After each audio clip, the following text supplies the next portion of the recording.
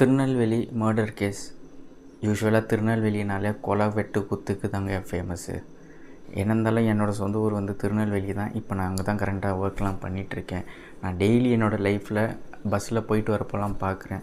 சின்ன ஒரு பிரச்சனைக்கு கூட நான் உன்னை வெட்டுவேன், குத்துவேன், மூஞ்சிலே அடிக்கிறதெல்லாம் பார்த்துருக்கேன். காஸ்ட்டு பிரச்சனை இவங்கெல்லாம் வந்து என்ன தான் என்ன சொல்கிறது, என்ன தான் இவங்களுக்கு டெக்னாலஜி டெவலப் ஆனாலும் மைண்ட் இவங்களுக்கெல்லாம் மாறாது. அப்படி ஒரு இன்சிடெண்ட்டை தான் இப்போ கவின்னு ஒரு 24-26 இயர்ஸ் பையன் software engineer 12 lakhs per annum சம்பாதிக்கிறான் பாருங்கள். அவனை போட்டு தள்ளியிருக்காங்க ஒரு லவ் மேட்டர்னால. ஸோ அந்த லவ் மேட்டரில் யார் போட்டு தள்ளியிருக்காங்கன்னு பார்த்தீங்கன்னா அந்த பொண்ணோட தம்பி. அண்ட் இப்போ ஒரு ட்விஸ்ட் என்னென்னா அந்த பொண்ணு கடைசி இந்த பையனை லவ்வே பண்ணலன்னு சொல்லுது. யார்? அந்த கவினை. கேட்குறதுக்கே எவ்வளோ கஷ்டமாக இருக்குது பாருங்கள். கரெக்டு தெரியுது, ஃபேமிலி ப்ரெஷர் இருக்கும். ஏன்னா அந்த பொண்ணோட அம்மா அப்பா 2 பேருமே வந்து போலீஸ் டிபார்ட்மெண்ட்டில் இருக்காங்க. இப்போ சஸ்பெண்ட் எதுவும் ஆயிருக்காங்க. பட் போன உயிர் தானேங்க. பையன் திருப்பி வந்துடுவானா? பையன் லைஃப் அஃபெக்ட்டு.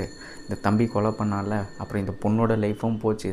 அந்த தம்பி இருக்கான்ல, கொலை பண்ணானே நான் ஜாலியாக குத்திக்கிட்டு, அவனோட லைஃப் பாருங்கள். இனிமேல்ட்டு அவனுக்கு வேலையும் கிடைக்காது. ஜெயில் லைஃப் லாங் இப்படி தான் போக போகிறான். பேரண்ட்ஸு, பையன் பேரண்ட்ஸாக இருக்கட்டும், பொண்ணு வீட்டு பேரண்ட்ஸாக இருக்கட்டும், ஸோ எல்லாரோட லைஃப்பும் இங்கே அஃபெக்டட், டைரக்ட் ஆர் இன்டைரக்டாக அஃபெக்ட் ஆகிருக்கு. ஸோ இதுக்கெலாம் வந்து எந்த கவர்மெண்ட் வந்தாலும் நம்ம கவர்மெண்ட்டை முடியாமல் சொல்ல முடியாது. பீப்புளோட மைண்ட் செட் மாறுற வரைக்கும் இது கண்டினியூ ஆகிட்டு தான் இருக்கும். இந்த காஸ்ட்டு கீஸ்ட்டு பூஸ்ட்டுன்ட்டு. ஸோ இதோட தாட்ஸ் என்னன்றதை நீங்கள் கமெண்ட்ஸ்